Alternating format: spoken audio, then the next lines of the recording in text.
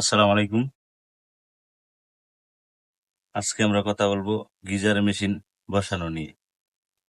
আমরা যারা গ্রামের বাড়িতে টয়লেট করে থাকি, টয়লেটের উপরে ছাদ দিই, দেওয়ার পরে ক্রোজ গাঁথনি করি। করার পরে এই যে পানির ট্যাঙ্কি বসাই, বসানোর পরে গিজার মেশিন বসানো যায় না। ক্রোজ গাঁথনি করলে গিজার মেশিন বসানো যায় না। তা আমাদের গিজার মেশিন বসানোর জন্য এই যে আমরা 3 সাইড ওয়াল করে নিলাম, এক সাইড পাকা রেখেছি। এক সাইড পাকা রাখছি, রাখার পরে গিজার মেশিন মূলত 22 থেকে 23 ইঞ্চি উঁচা হয়।